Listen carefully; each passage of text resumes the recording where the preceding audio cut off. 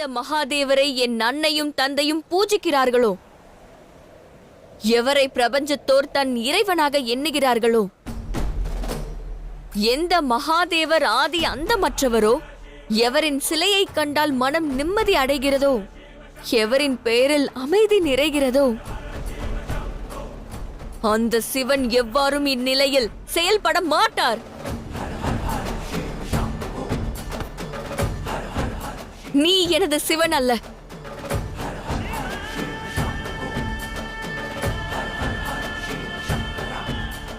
கடும் தவத்தின் வாயிலாக பக்தர்களின் பொறுமையை சோதிப்பவர் எவ்வாறு பொறுமையற்றவராக இருக்க இயலும்?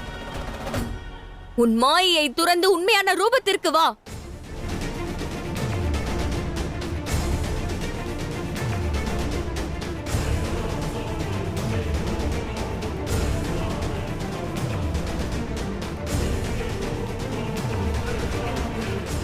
மகாதேவா, நீ யார் என்று கூறு. உன் உண்மையான ரூபத்திற்கு வா. நிச்சயமாக.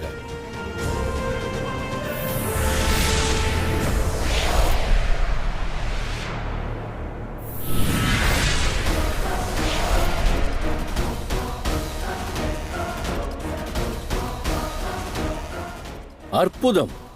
உன் உயிரை பறிக்கப் போவது நான் தான் என்று நீ அறிந்த பிறகு இறப்பாய். இறப்பதற்கு தயாராக இரு.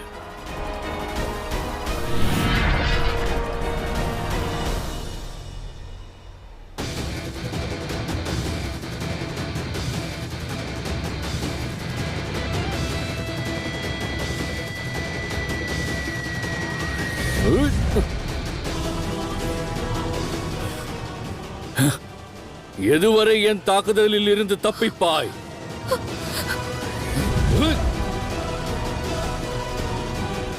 ஒரு சாமானிய பெண்மணி ஆயுதமின்றி எதுவரை யுத்தம் செய்வாள்? அசுரகுரு, இன்று என் விதியை முடிக்க வந்தவளின் விதி முடிய போகிறது. நீ கூறுவது சரிதான் மகனே. யுத்தம் அல்ல, அவள் உயிரை காத்துக் கொள்ள முயல்கிறாள்.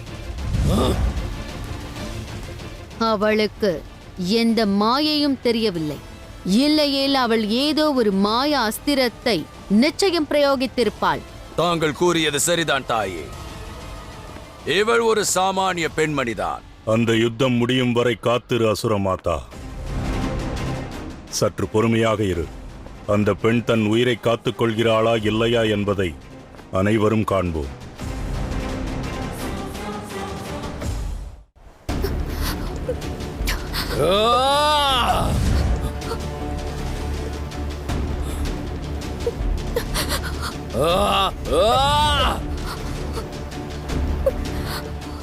ஆயுதமின்றி வெகு நேரத்திற்கு தப்பிக்க இயலாது பெண்ணே.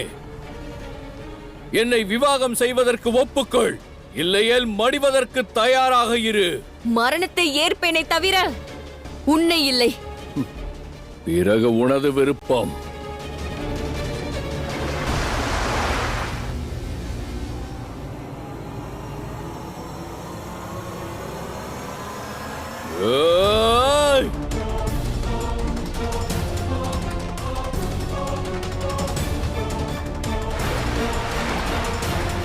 நீ எதுவரை ஓடுவாய் பெண்ணே? எந்த சக்தியாலும் உன்னை காக்க இயலாது. அந்த பெண் தப்பித்து ஓடுகிறாள் குருதேவா. அவ்வாறென்றால் கன்யாகுமரியிடம் எந்த சக்தியும் இல்லை. அவள் ஆபரணத்தை எடுக்க இயலாததற்கு காரணம் வேறு ஏதோ உள்ளது. அவளது அந்த ஆபரணம் விசேஷமானது, அசாதாரணமானது. ஆனால் அந்த பெண் சாமானியமானவளே.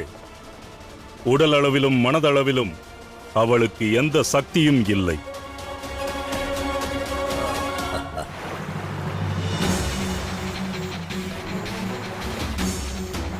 தப்பித்து ஓடாதே பெண்ணே, சீக்கிரம் முடிவெடு. விவாகமா அல்லது வீர மரணமா?